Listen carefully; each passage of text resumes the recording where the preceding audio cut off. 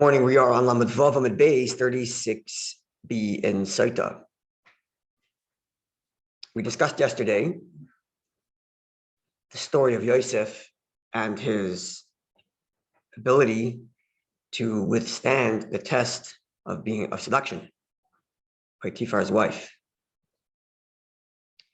And we learned essentially that as he's about to engage with the intention of, he went in thinking he would, the image of his father, the message of his father appears to him and reminds him that he has a history, he has brothers, he has a future, he's going to be written on the stones of the high priest, and he doesn't want to throw it all away just for a few minutes. And what he does is, says the Gemara, he sticks his fingers into the ground. And the direct translation of the Gemara is that the seed came out of his fingers, or out of his nails actually, into the ground. That's the literal translation, which we suggested maybe means that the urge was dissipated by the fact that his fingers are stuck into the ground. It's kind of a way of distracting his attention. We also mentioned, and incorrectly, that there's something about the nails being a klippa, that the nails being referred to as literally is like a shell, also associated with klippa, with extraneous energy that's being expelled, so that doesn't end up doing any harm. Could it be maybe just a euphemism also? Yeah. For the nails rather than. That's right, yeah. Yeah, it's like an extraneous force and taking all the energy and letting it get dissipated into extraneous recipient rather than a negative one, right? But it still costs, as we'll see today. So let's see. That was one thing, was damned if you do, damned if you. Right, so which you're right. You said that yesterday, that either way it was an impossible choice. Never mind because of going to jail, but you're going to see today that there was negative consequence to that experience. Let's see. The line begins with there's little letter 10, there's little number 10 there. I don't know if it's in your Gemara as well. The line begins with the word Rabbi Yisrael, and then in the middle it says Tanya. Yeah, there's another Gemara there, by the way, if you want to follow along. See, there's a Sotah there. Yeah, there's a big Gemara. There's a Sotah. Yes, there's the Nedarim. What is it? Yeah. Lamed Vav Amud Beis 36b. So Tanya, we learned in the Mishnah text. Yeah, you want to pass it on? I'll show you. No problem. No problem. 1 second. CBR. So it's going to be at the end.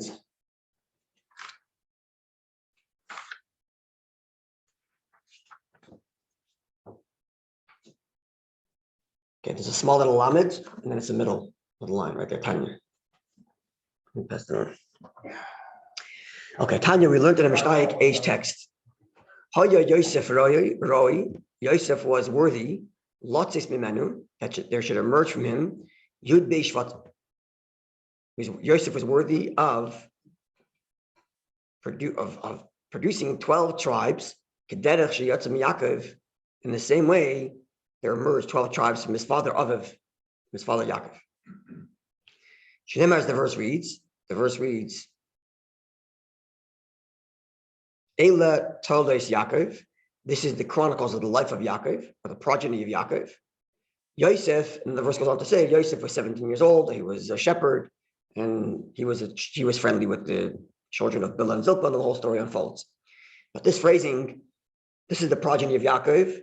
Yosef is, you take the comma, instead of putting the comma after the word Yaakov, which is the simple reading, this is the progeny of Yaakov, comma. Yosef was 17 years old when, take the comma and put it after the word Yosef. This is the progeny of Yaakov, Yosef. As if Yosef himself, that's the progeny of Yaakov, making this comparison. The same way Yaakov had 12 children, each one producing a tribe, Yosef should have also had 12 children producing a tribe. The end was he only had 2 that produced tribes. Menashe and Ephraim are each tribe, right? But he could have had 12, or should have had. Why didn't he? Ella, but rather, Sheyatza Shikva Zaroi, the seed emerged from between the nails of his hand. So when he put his hand in the ground, we learned, so the seed, whatever that means, literally and metaphorically, emerged from his hands, from his fingers into the ground.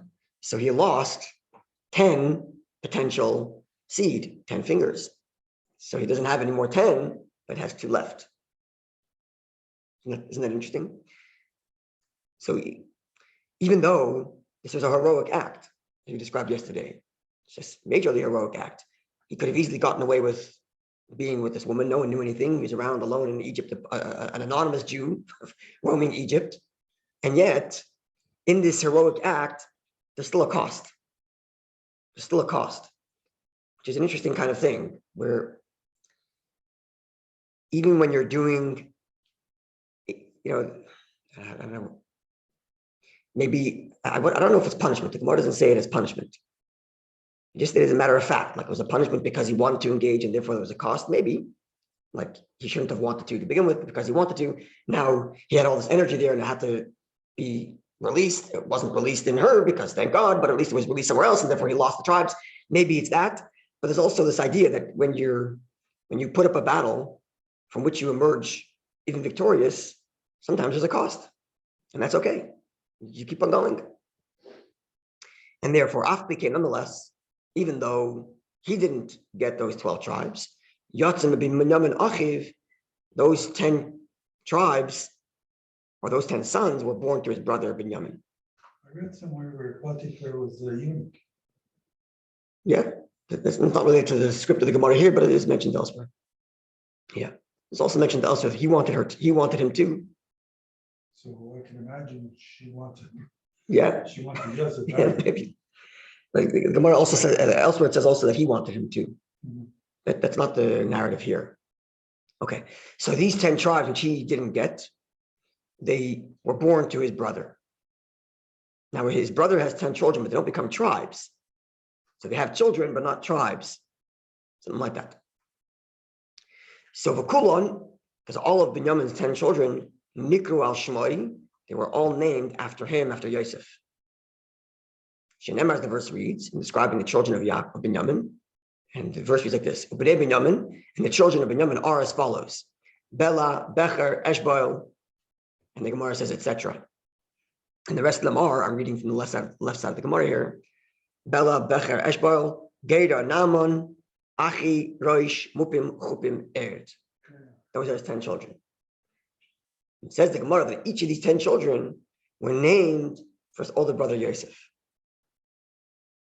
So, interestingly, he doesn't name any of his children directly Yosef, like we would do. Nowadays, we name someone after someone else, but he names them something about him.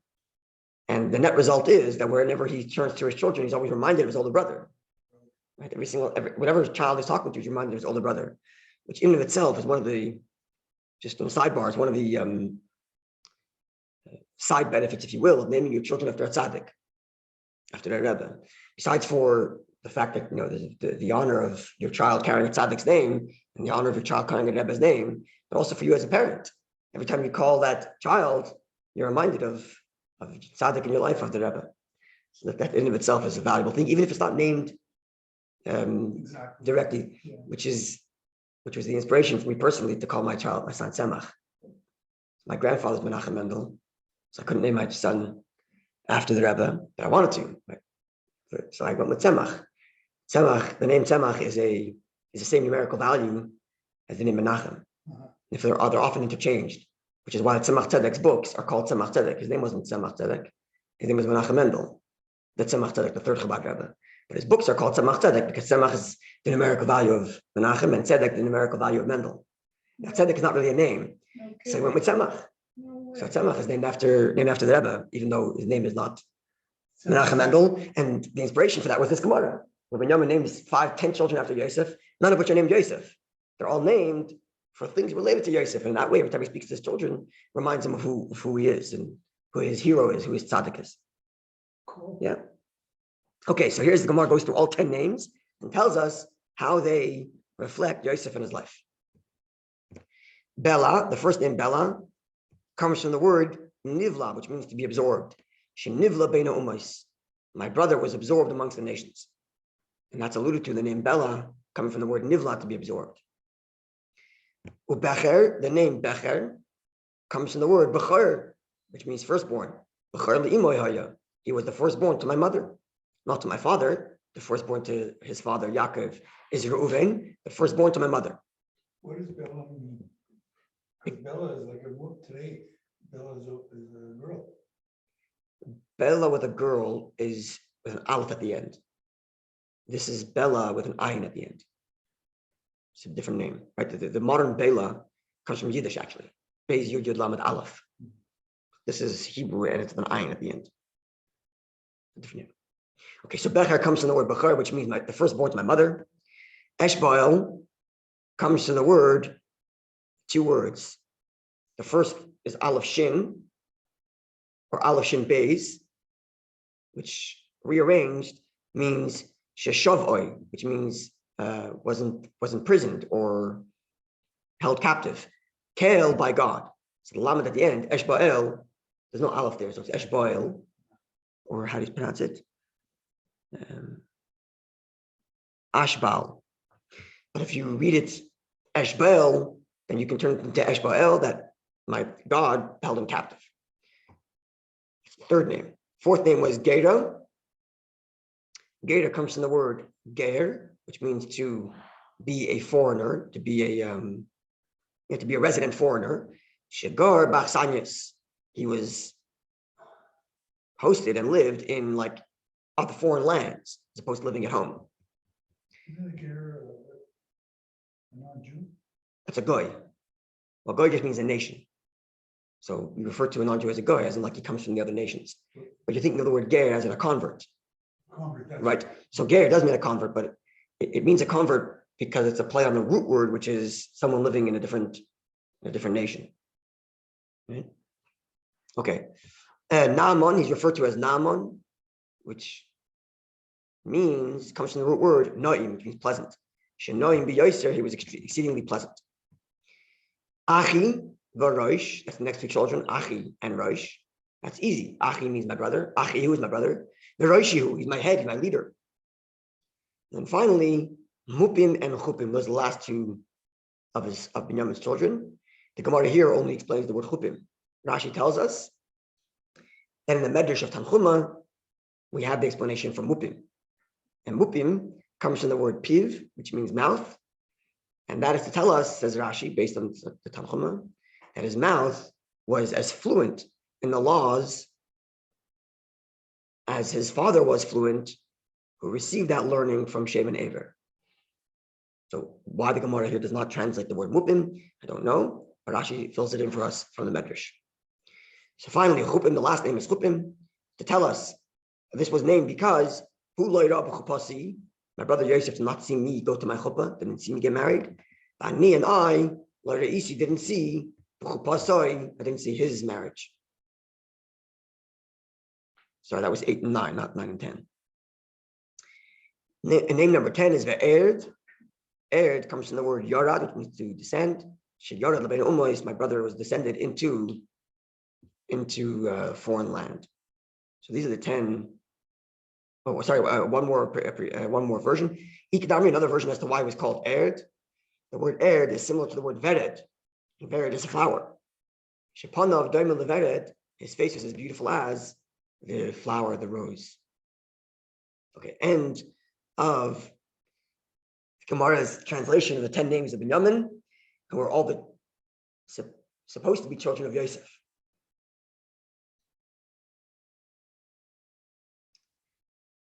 Just perhaps, and Gemara, just perhaps on the Kabbalistic level, and getting back to what we talked about a few days ago, that difference between the letter Yud and the letter Hey.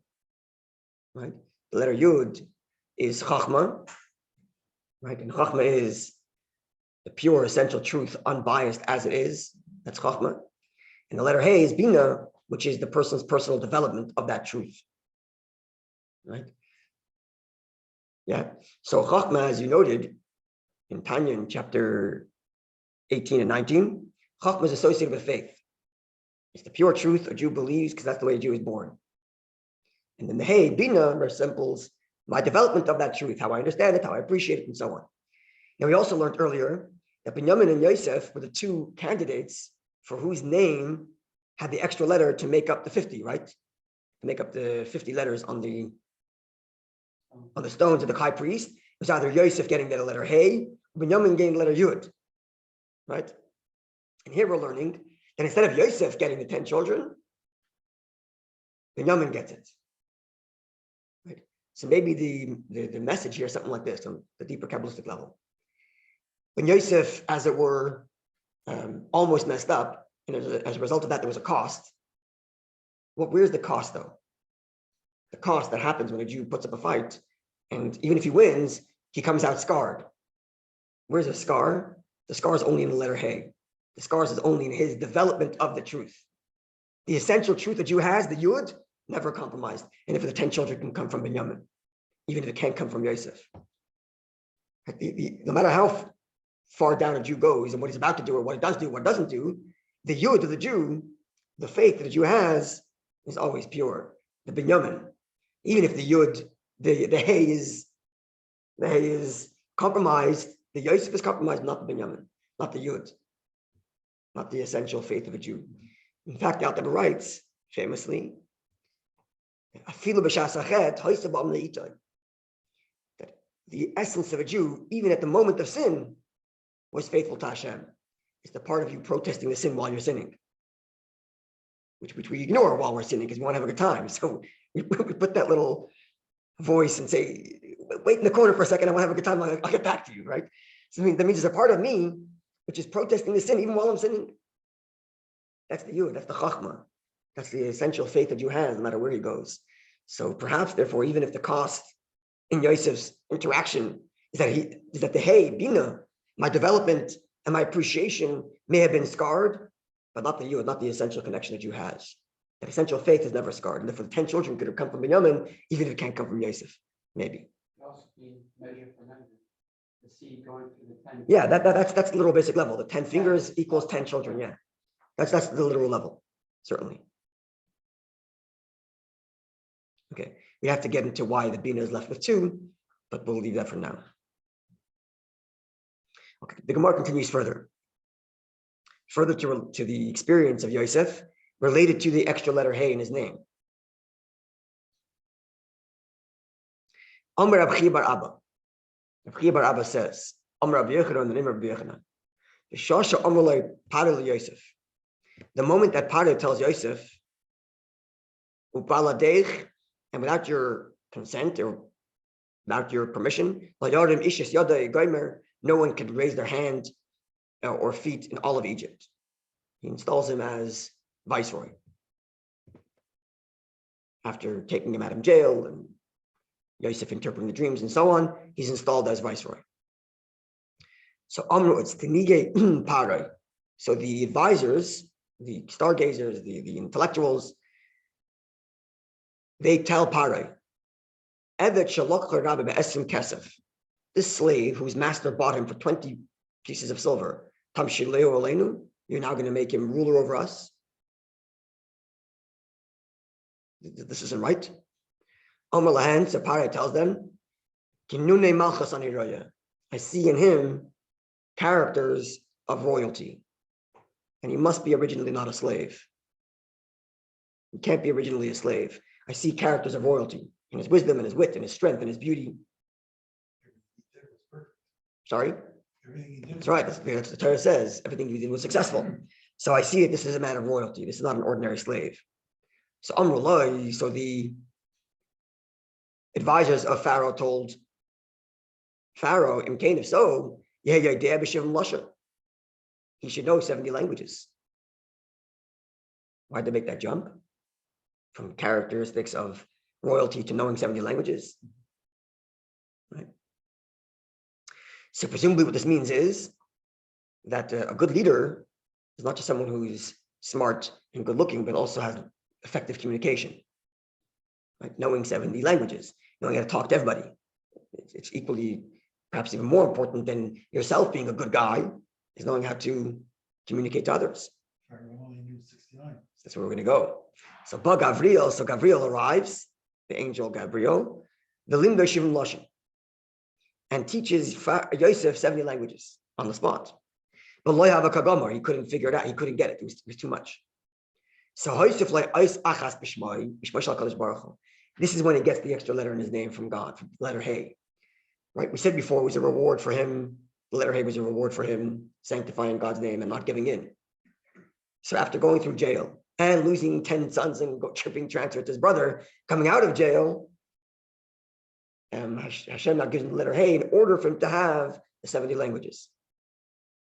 So we have to find some connection here, which I hope we already are, right? The letter Hey, we said before, is about developing the idea and understanding it, that's what language is. But the truth of the idea, you don't need language for it, just is. The faith is equal in all languages, right? But the Hey, that's different in every language, right? So the language is very much associated with the letter Hey, with the Bina.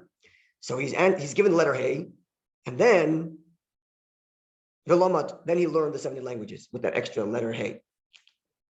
As the verse reads, Eidos Yosef Shemoy, that Seisel Eretz Mitzrayim. This is the verse we quoted earlier, which says a testimony to Yosef, the name Yosef, written with the extra Hey, a testimony to Yosef when he emerges in the land of Egypt. Emerged from where? From jail.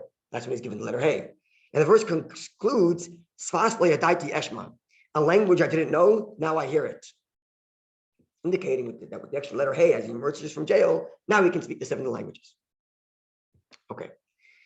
So the next day, when Parai and Yosef are communicating, after this interaction Parai has with his advisors, called Lishna, the Ishtai Parai Bahadei, any language that Parai communicated to him with, Adale, he was able to respond back. Ishtoi Iyu B'Lashon HaKodesh. Okay, so Parai is testing him in all his languages, and he responds with every one. Now Yosef puts him on a test and starts talking to him in Lashon HaKodesh, in the holy language. And Lo Yava Kayada My Hava. And Parai had no idea what he was saying, speaking the foreign language. Literally the language of Lashon Kodesh, the holy tongue, but also metaphorically speaking the language of, it's languages of the nations means understanding the way the world operates. And there Yosef and Parai are equal. But then Yosef starts communicating the holy, he starts communicating how God operates, and Pharaoh's lost. I don't know how God operates. I can't speak holy language. So Omar, he didn't know what he was saying. Omar, so Pharaoh says to Yosef, Igmari, teach me. Teach me this language. Agmari, teach me. Agmari, teach me. Like the word Gemara. The word Gemara comes from the word teaching. Agmari, teach me. So Agmari, he taught him. But Gamar, he wouldn't learn. It wouldn't work. As much as he tried to teach him Lashon HaKodesh, didn't go. Omar lei, so Parai says to Yosef, Ishtabali, take a vow to let Megalis, that you will never reveal the fact that I don't know a language you know. Ishtabaloi. And indeed, Yosef took the vow. Now, many years later, Yaakov is down in Egypt with the brothers. And Yaakov tells Yosef, take a vow that I'm not going to be buried here. Right? So, and after he dies, Ki Omar Le, Yosef then goes to Pharaoh years later and says, Avi Ishbiyani Lemar, the verse reads, my father gave me a vow saying that I have to take him out of Egypt. So first Pharaoh resists. Omar Le, Pharaoh tells Yosef, Zil Itchi, go get your vow annulled. You vowed to your father, very nice, go get your vow annulled. Ashvuach for your vow. Omar Le, so Yosef tells Pharaoh, should I go annul the vow I took for you also?